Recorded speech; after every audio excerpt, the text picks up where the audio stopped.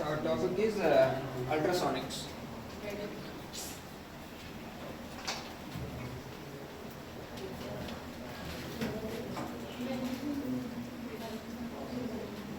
Ultrasonics, and they're basically sound waves, mechanical waves.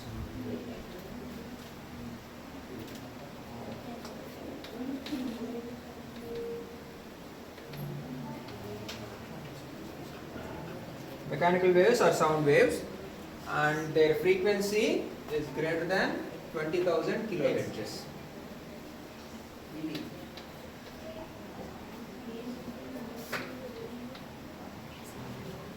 Their frequency, that means number of oscillations per second, is greater than 20,000 hertz or 20 kilohertz. Okay. So the velocity.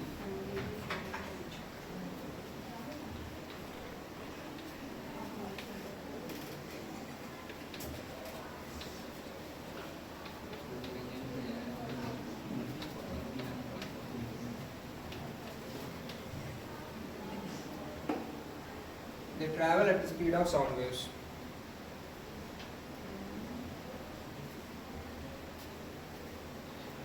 And velocity is given by y by rho or root k by rho. Y is what? Young's modulus.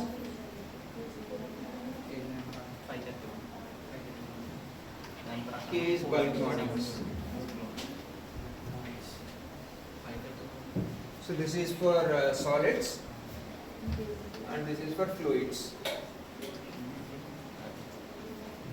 So ultrasonics are sound waves, mechanical waves. Their frequency 20 kilohertz above. The velocity is same as sound waves, and equation is root y by rho or k by rho.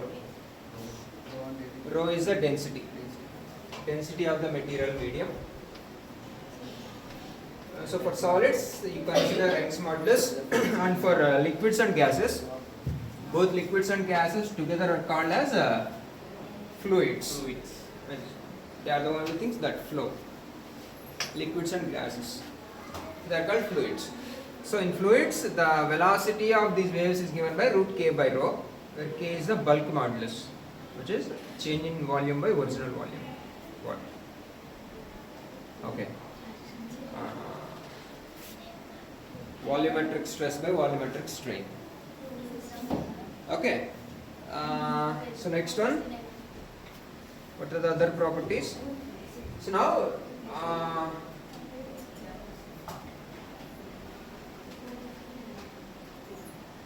so with the rising temperature, when the temperature rises, both y rises, rho rises.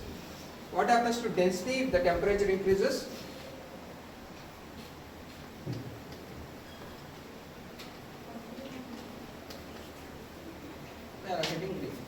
So when the temperature increases, this bulk modulus or Young's modulus will increase, density will reduce. So in total, the velocity of the wave increases with the rise in temperature. Okay, in any medium, the velocity of these ultrasonic waves increase with rise in temperature.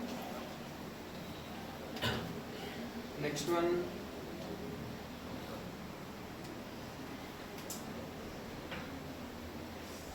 So that they are not affected by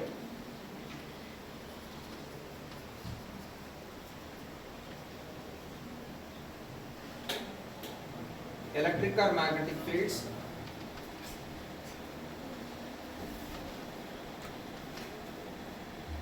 They are not affected by electric or magnetic fields, and they travel even through opaque and transparent medium.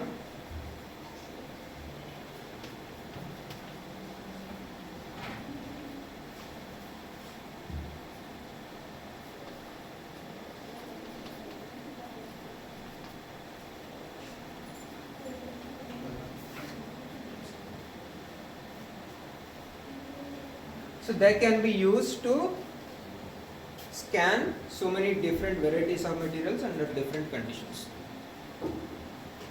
So మామూలుగా మనం light use చేసి scan చేసినట్లయితే only transparent మెటీరియల్స్ని scan చేయడానికి కుదురుతుంది. వెరస్ this it can pass through, penetrate through opaque and transparent media, so it can be used to scan different varieties of materials.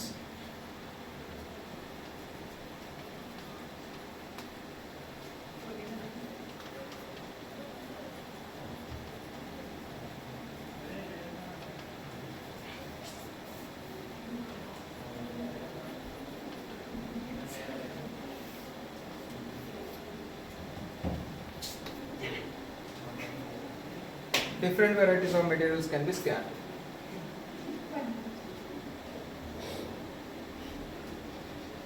Next one.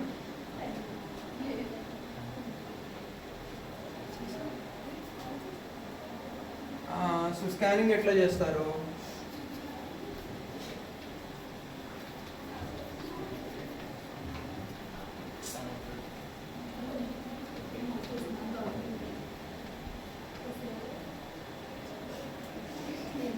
So reflection and refraction rays, they are same as sound waves.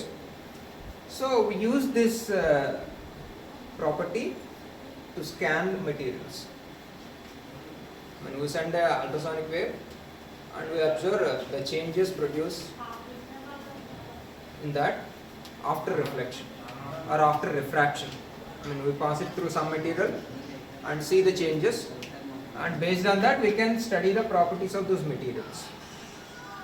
Okay, so that is a simple application of these ultrasonic waves, and they also have diffraction limit.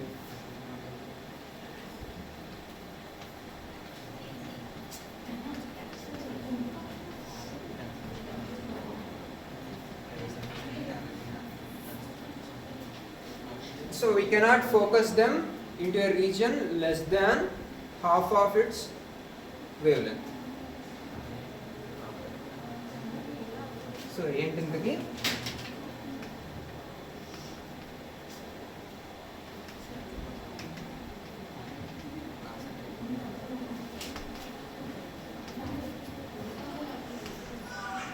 we cannot focus them into a region less than half of its wavelength. So by the way, what would be its wavelength? So suppose what is the velocity of sound? 300 meters per second in air at room temperature, right? And frequency is 20 kilohertz. What is the wavelength? Wavelength in the formula and velocity is nu lambda. Frequency 20,000 antunnama, velocity is 300.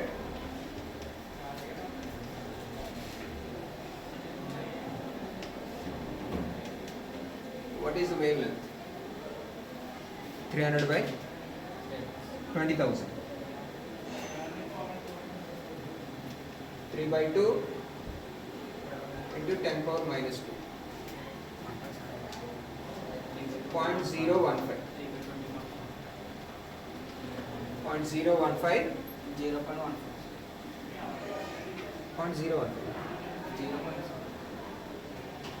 0.15. 20,000 by 300. Okay, 66. So it is 0.015 meters. And if you convert into centimeters, it is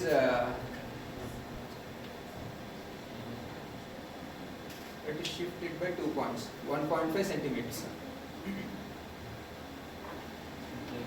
1.5 centimeters. So that is the wavelength of ultrasonic waves in a basic level. If it increases, I mean if the frequency increases further and further, this value reduces. Right?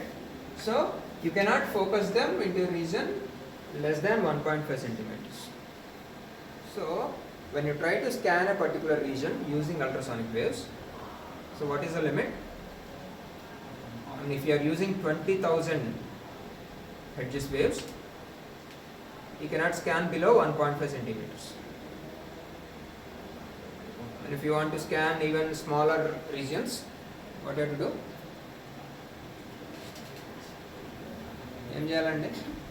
I want to reduce this number. I want to scan 1 millimeter range. What should I do?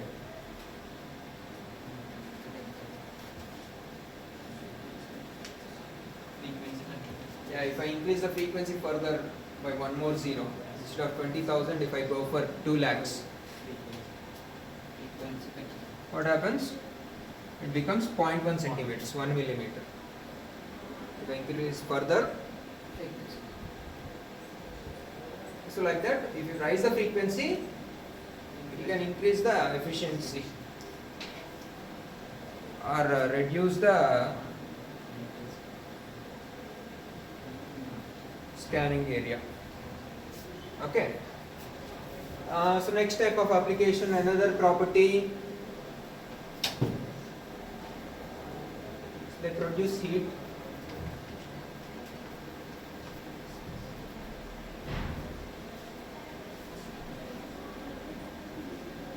They produce heat when they interact with materials.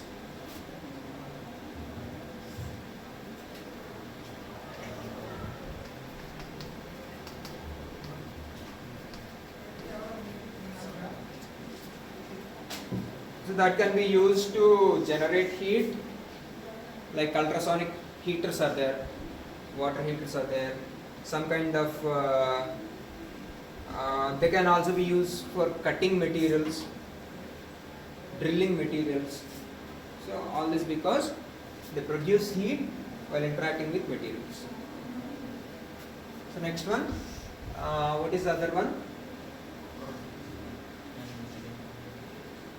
They produce sonoluminescence.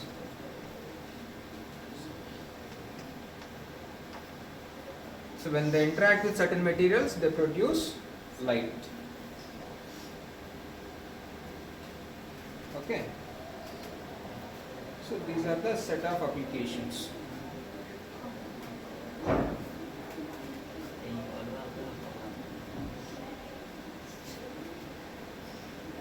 Next one, they produce cavitation effect.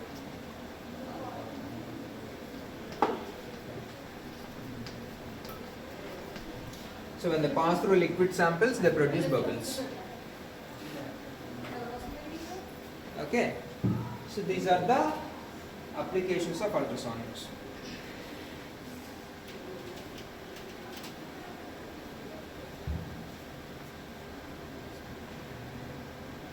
These are the properties of ultrasonics. Right, our next topic is production of ultrasonics.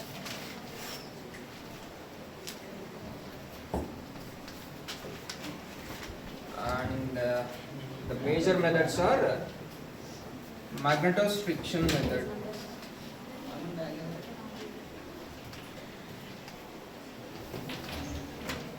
magnetostriction method and piezoelectric method.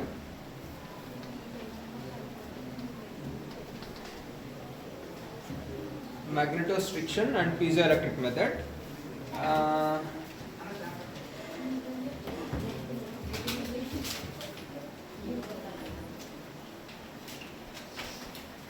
The first one is magnetostriction, and there are other methods also that we will see later.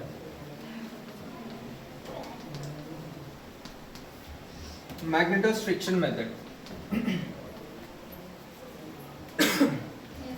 Right. So our basic aim is to produce mechanical waves or sound waves of suitable frequency, which is about 20 kilohertz. So we need a material which vibrates at a frequency set by us. Okay.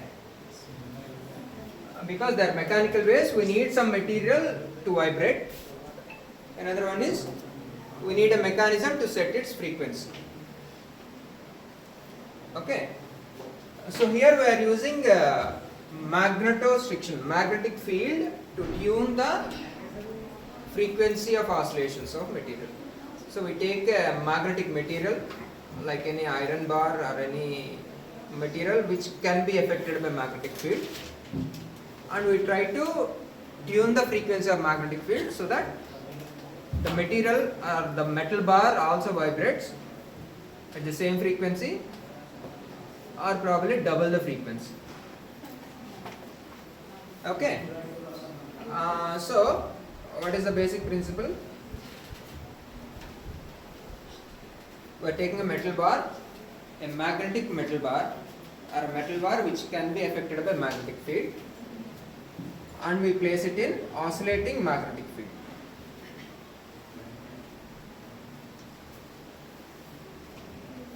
So if the magnetic field changes its sign,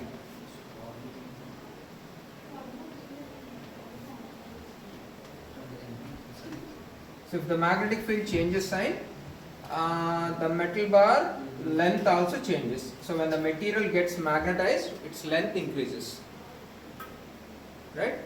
So when the external field increases, the length of the material increases. When the external magnetic field becomes zero, the change in length is also zero. So this is a change in length of the bar, and this is the field strength. So even if the magnetic field changes its sign, length changes as usual. So even if you apply north pole or south pole, the change in length remains same. Okay.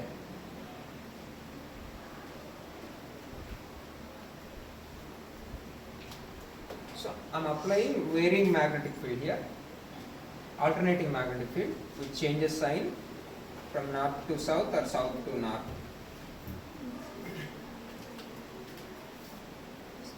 Okay. So the length of this magnetic metal bar,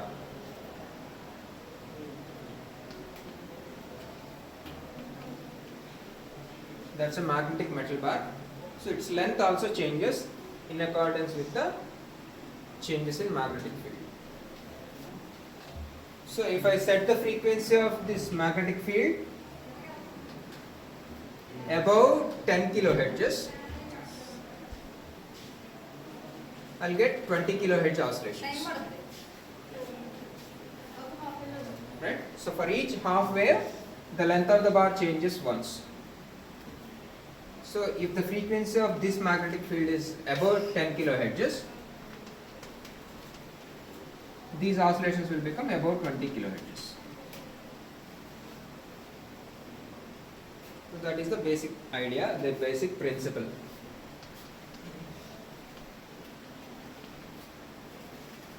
So now we have to generate magnetic field with that particular frequency. So we have to set a frequency.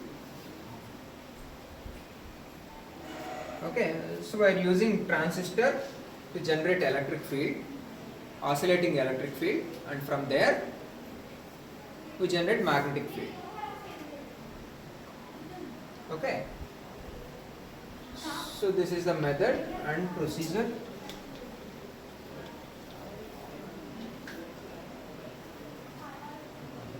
ఏం చేస్తామంటే we use transistor oscillator to produce electric field oscillations.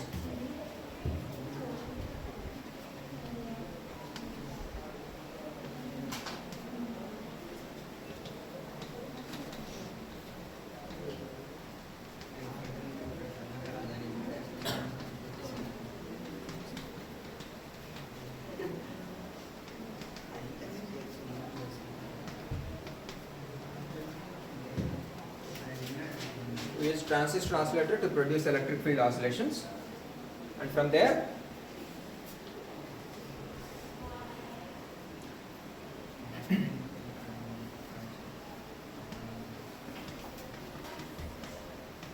they are applied to solenoid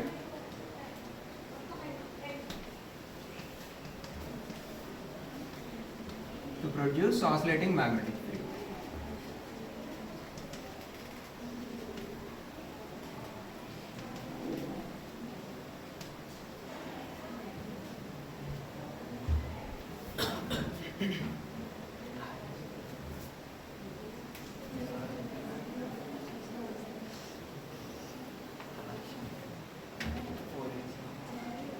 So దానికి diagram ఎలా ఉంటుంది?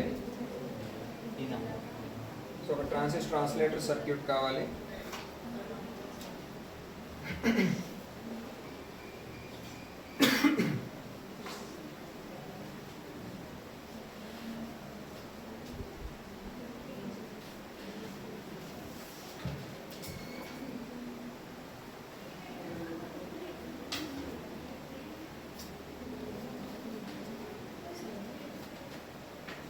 This is a transistor.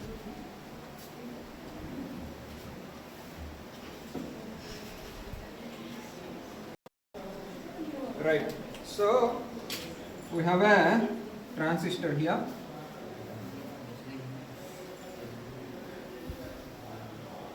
Metal bar.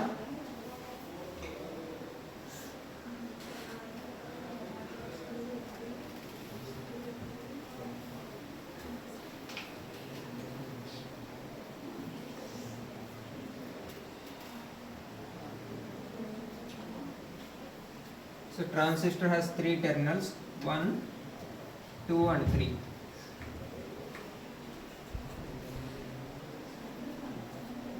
So out of these 3 terminals, one is kept common. So this is called emitter. So one terminal is kept common. Okay. So the input is given to 2 terminals, output is taken from other 2 terminals. So this is emitter, base and collector. So input is given to emitter base and output is collected from emitter collector combination. Okay, emitter is common for both an input and output.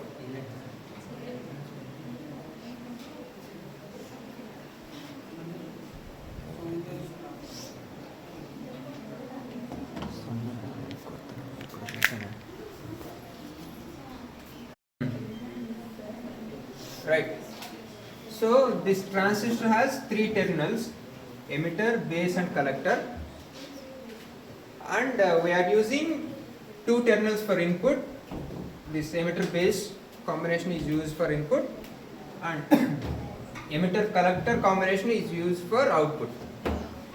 Okay.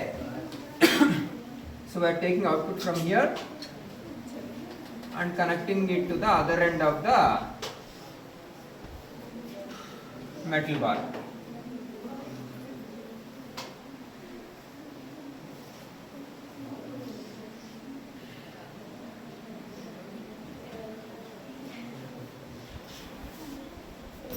So in the input part we are using a smaller battery and on the output part we are using a bigger battery.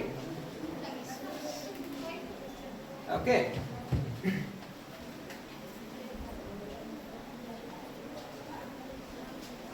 And the frequency is set by that LC combination. So the frequency is given by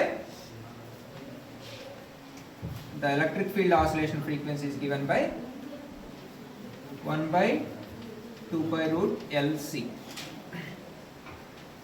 The frequency of oscillation is 1 by 2 pi root LC.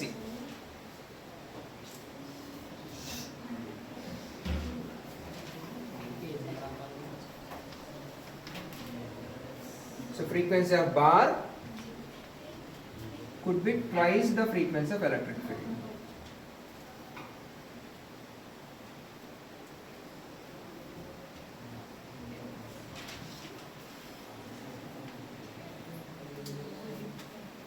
And if I use an additional magnetic field,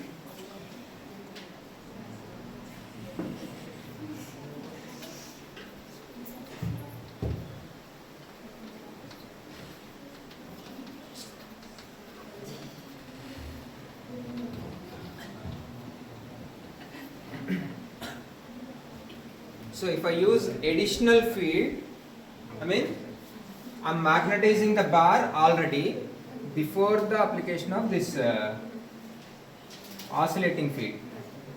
Then what happens? So in that case, the material is already magnetized.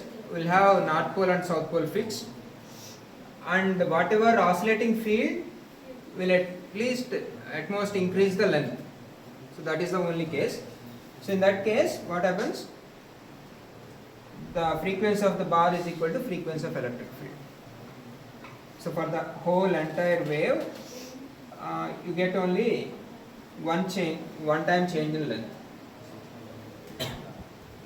Okay. So now the basic principle. What is this? So we are giving a bias potential here.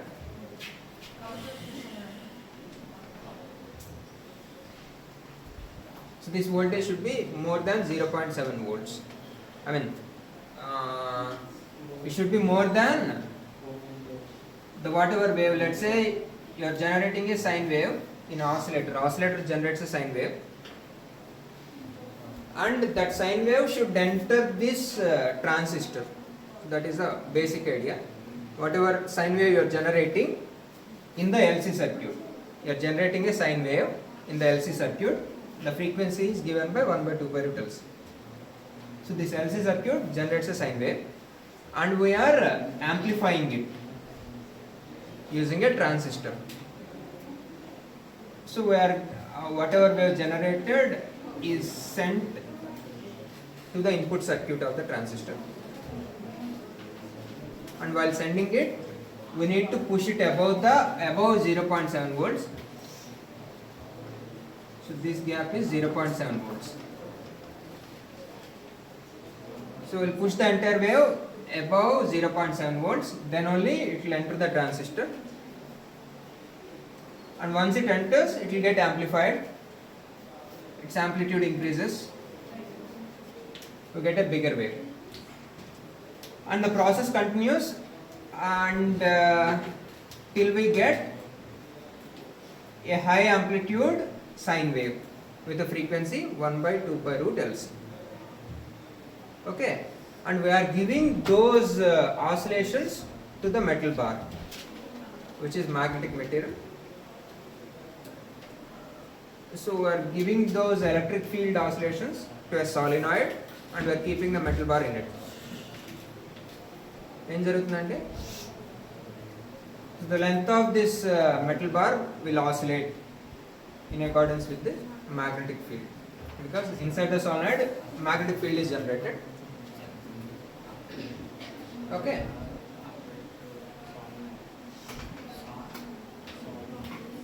So the bar oscillates with a frequency double the magnetic field frequency. So that is the basic idea of magnetostriction method.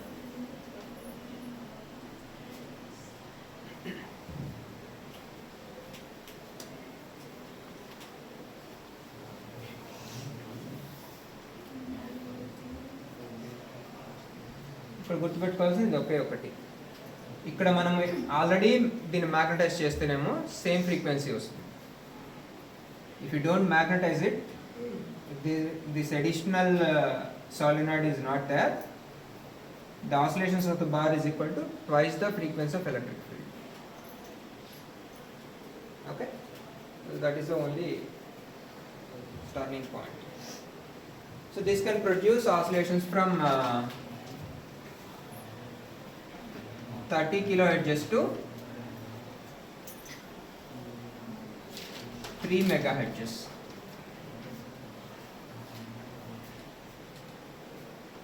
The oscillation frequency ranges from 30 kilohertz to 3 megahertz. And in the lower limit,